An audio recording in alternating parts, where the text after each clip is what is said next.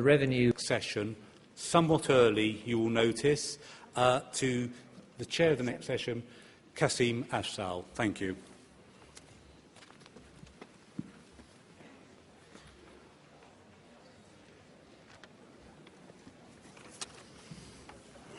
Hello, conference. Could you all settle down, please, quickly, so we can start on item 13.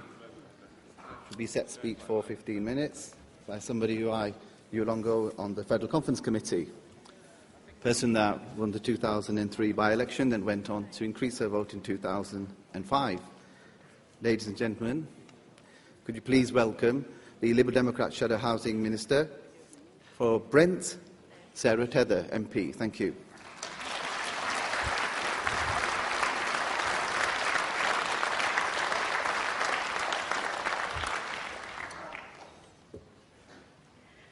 Conference, I blame the Labour Party for disengagement with politics. Sure, expenses has been a complete disaster and has made many people very, very angry, but actually, I don't think that that's where the rot set in.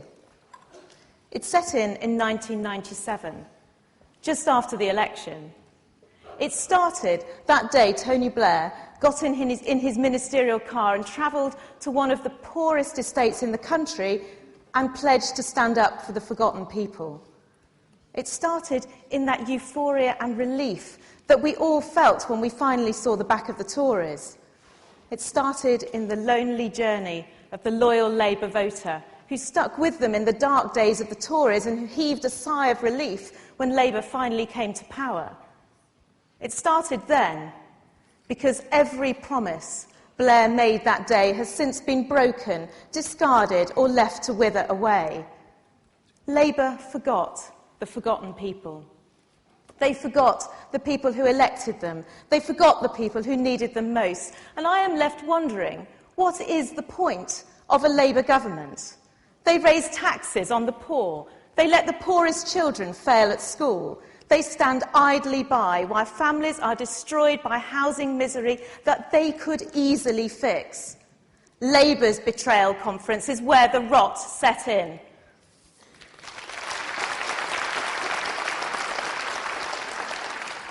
Their record speaks for itself. 1.8 million families languishing on housing waiting lists, 750,000 families in severe overcrowding, 1 in 10 children in my constituency in temporary accommodation. I have spoken to families in my constituency who have TB. One family member usually picks it up on their travels. But believe me, when you live in an overcrowded, damp Victorian hovel, it's not long before the whole family gets it. I have parents sharing beds with 8- and 9-year-old children because there's nowhere else for the child to sleep. 6 people in 2-bedroom flats, children with autism having to sleep in the living room with their brother, marriages devastated, education ruined. How do they get away with this? For 13 years. This is the Labour Party. This is what they have become. This is their legacy.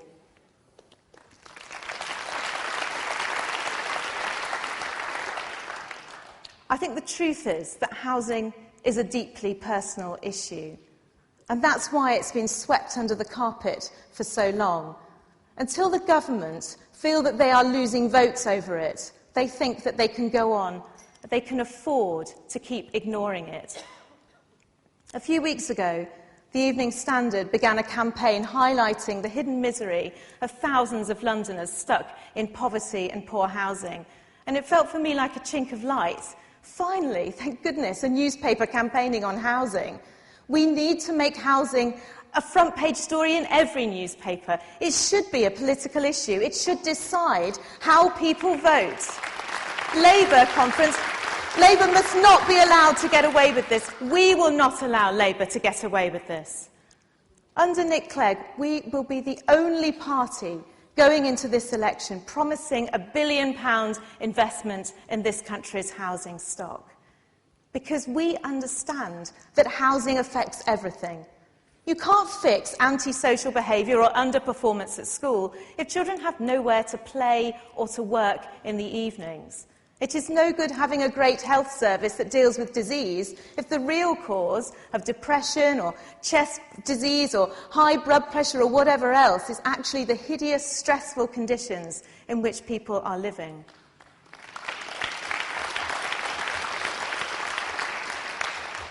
This is fundamentally about fairness. Fairness for the poorest. Fairness for our children. Fairness for families. Liberal Democrats, if we don't make this case, nobody will.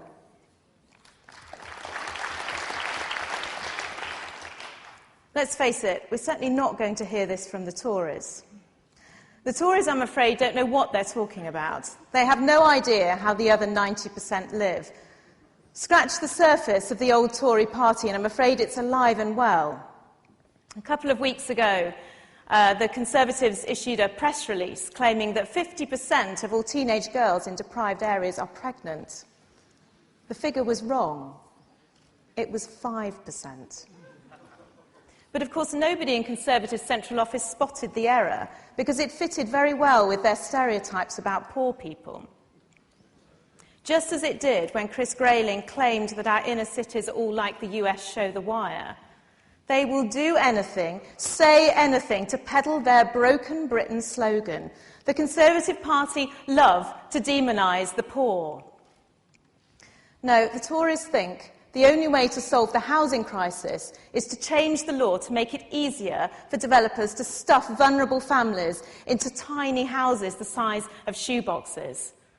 That and their persistent rumours about their secret plans to whack up rents for social tenants to market levels, private market levels. Now, that would be an absolute disaster. Last year, a young woman came to visit me in my advice surgery. She'd been on the housing waiting list for many years, and in the time in which she'd been waiting, she'd been desperately trying to sort her life out. She'd taken a degree, and she was desperate to be able to work full-time. But she couldn't afford to work. She couldn't afford to work full-time because if she did, she would lose the benefit that was paying for her exorbitant private rent. She did a calculation on the amount that she'd been paid in housing benefits over the previous years, and she came to me and she said, look, they could have built me a house with all of this. And that's the point, isn't it? You know, if you abolish subsidised rents for council and housing association properties, all that's going to happen is that many more people will end up in the position where they can't work. Many fewer people will be able to work and many more people will be stuck in poverty. Put poor people into worse housing and make them pay more for it. That's it. That is the Tory big idea. Well, I don't want them in government. The Tories, of course, have been colluding with keeping housing off the political agenda because, let's face it, they have nothing to say. But what frustrates me most is that the government can do something about the appalling cases that I see in my advice surgery every week. This is not an insoluble problem. It isn't free, and it can't be fixed overnight, but it can be done. There are things that we would do, things we would do now. While millions of families wait for housing, 650,000 properties sit empty in England alone, empty, ignored, and slowly falling to pieces. I bet every one of you in this hall could think of a house near you where nobody lives in it. I bet you could think of one, and everybody in the country could think of one as well. It is a scandal that the government lets these precious homes rot. Empty properties are a scar on our communities. They invite squatting, antisocial behaviour, and bring down the whole street. Just think how a family living with overcrowding feels when they see a property all boarded up opposite them when they are living in the conditions that you know they are living in. It is time that we made use of the homes that we have. The Liberal Democrats will invest £1.4 billion in bringing 250,000 of these homes back into use. Think what that money could achieve. 50,000 builders, joiners, plumbers, electricians back in work. A shot in the arm for the construction industry. Streets across the country smartened up. Squatters replaced by families desperate for a home. That would be the difference under the Liberal Democrats.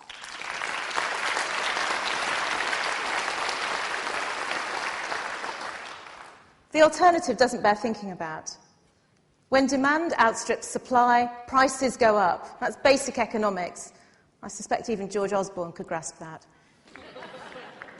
But if we can't keep up with housing demand as we come out of recession, prices will go up, people will again borrow more than they can afford, and here we are again. We're back right where we started. If we lose all our construction workers in the recession because there is no work for them, we will never keep pace with the demand that there is for housing in this country. It's as if the government haven't learned a thing from the past 2 years. Investing in more housing will protect the economy and save a generation.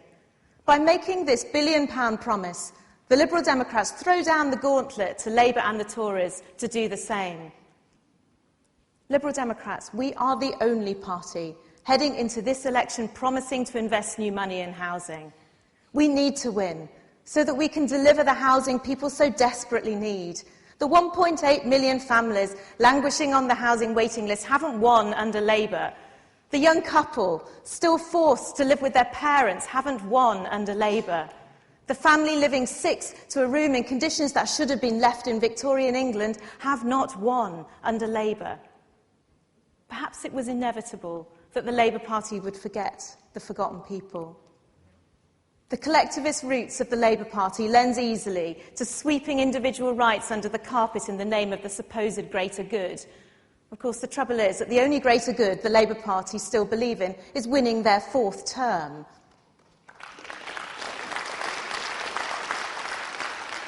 They have forgotten that winning isn't just about winning. We won't forget the people who elected us, because that is the nature of our politics. People, individuals, their stories. It's at the heart of what liberal democracy is about. We will win for the people who need us most, and we will win where nobody expects us to.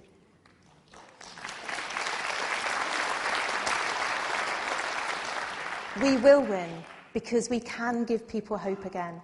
Hope that things can change. Hope for a fairer country. Hope for real justice for those stuck at the bottom. We can reignite hope in the millions of people who have given up on the power of politics to change their lives. We have the policies, the principles and the passion to turn a disillusioned voter into a positive vote for change. And that's why when we are out day after day, knocking on doors, stuffing things through letterboxes and into envelopes, phoning people up, when we're using energy I bet you didn't really think you still had going, that's what keeps you going, that's what keeps me going. Because Conference Labour have failed, and the Tories haven't really changed. This is our time. We must deliver. Our job is to go out there and persuade people that voting changes things. So let's go out and do it. Thank you. Thank you, Sarah Teather, MP for Brent East. Thank you very much. I'd like to take this opportunity to thank my aide, John Ball, and now I hand over to Ruth Pollard. Thank you very much.